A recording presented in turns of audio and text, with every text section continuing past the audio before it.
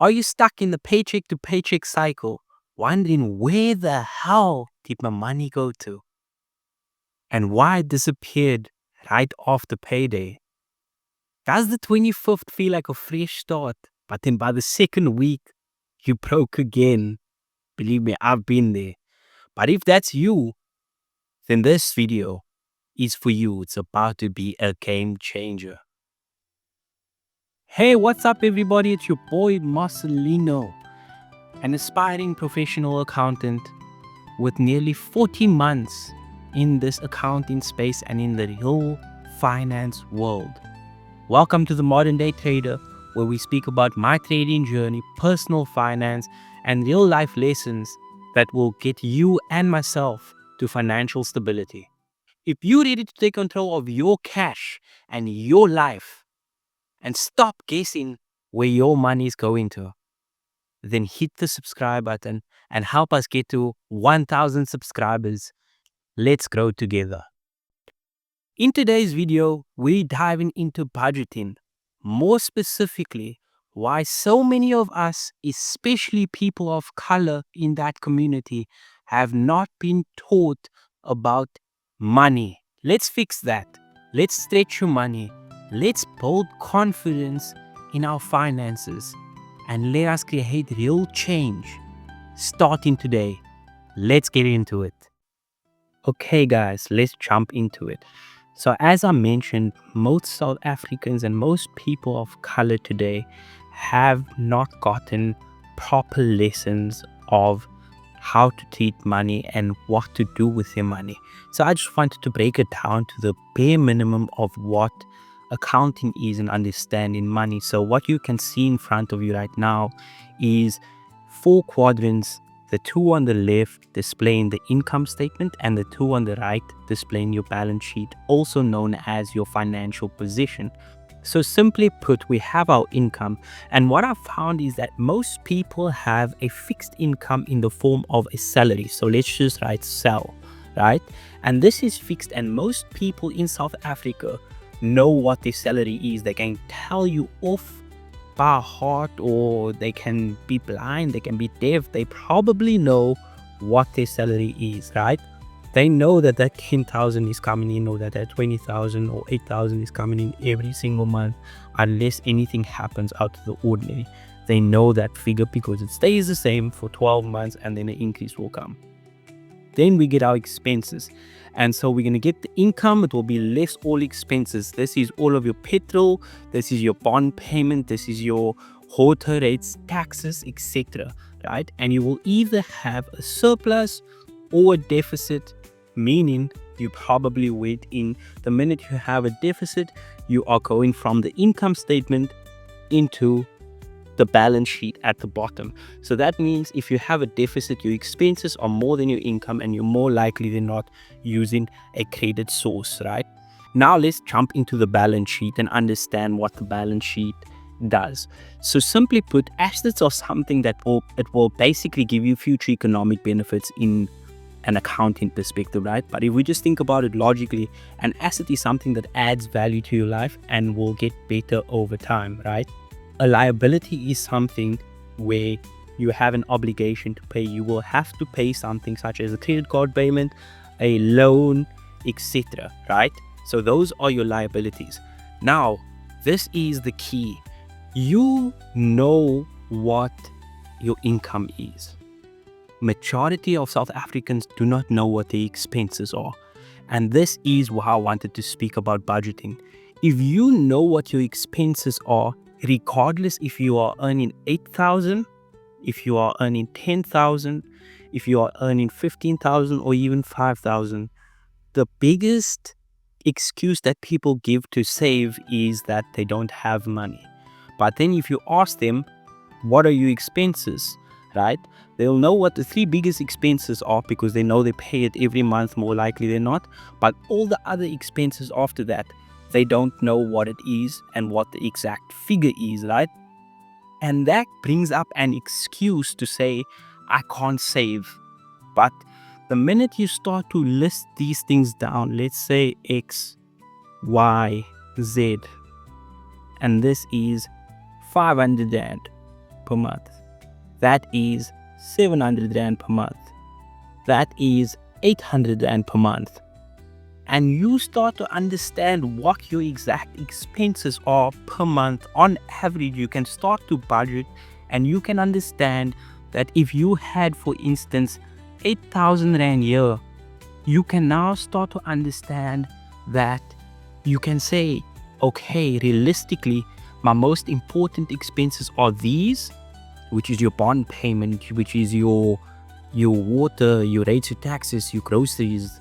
And once you're left over with that 2,000 that's left over, now you can make a decision. Do I go splurge on myself?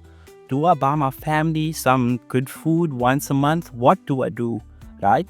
And that's the most important thing. And this is where, just a disclaimer, I am not sponsored, but this is where an app that I use come in called Vault 22. It's the perfect tracker because it removes majority of the work to basically capture all of your expenses and put it into categories, and then you can get the average of what you spend over 3 months and you can budget on that. And the app is free in South Africa. It is called Vault 22.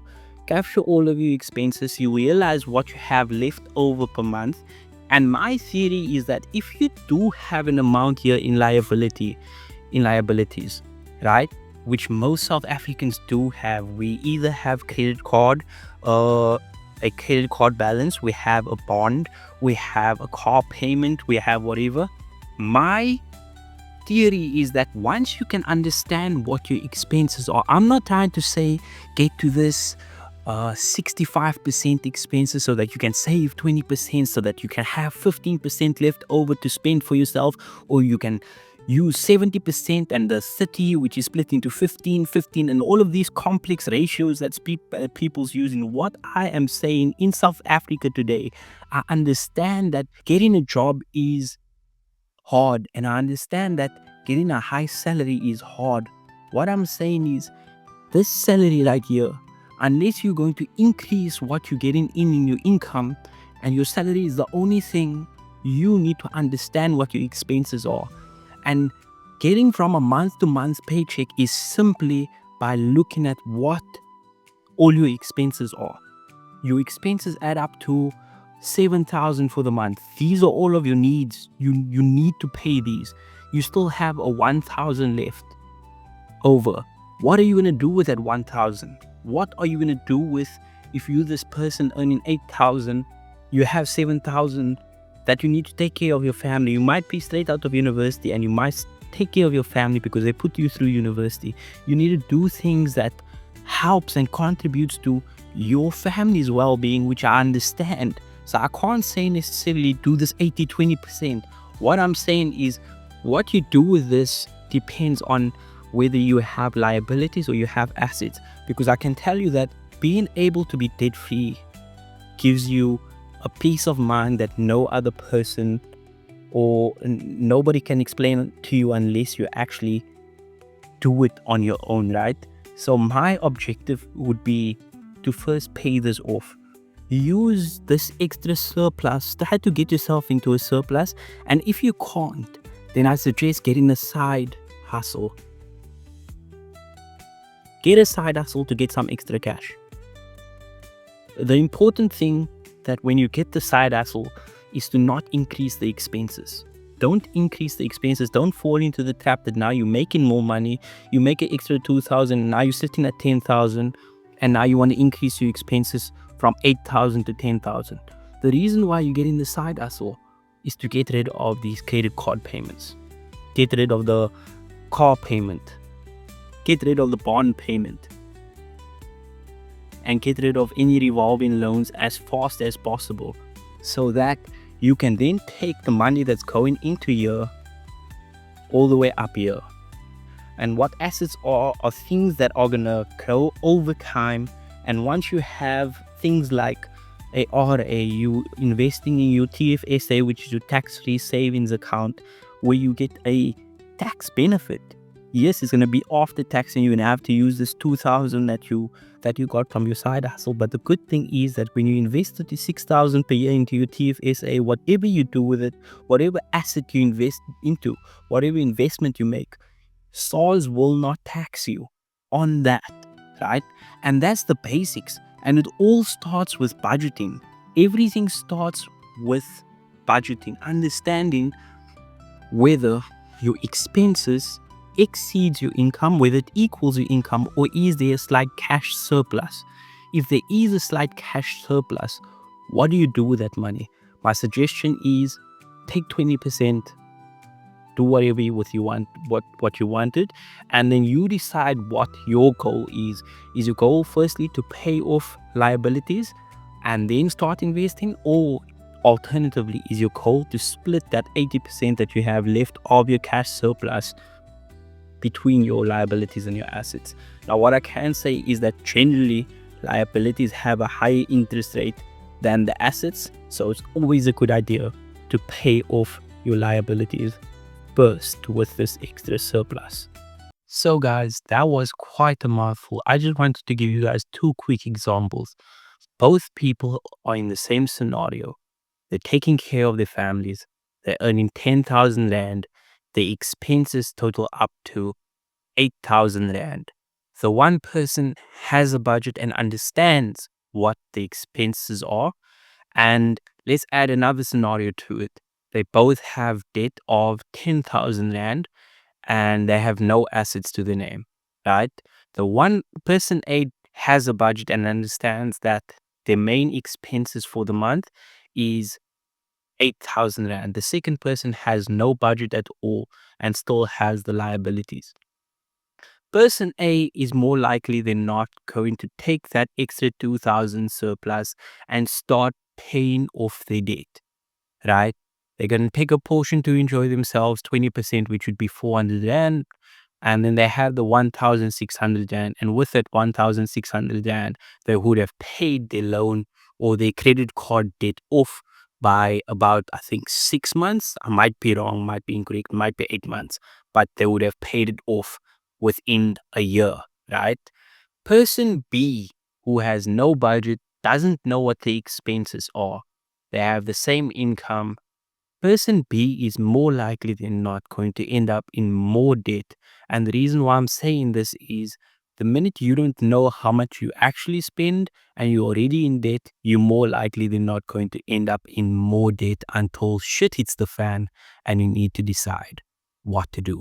So guys, these are quite important, and although it was pretty basic and don't mind my drawing, I think it is very important to track your expenses, to know what your financial position is, what your net worth is, and that's essentially what your liabilities and your assets show, right? It's your net worth.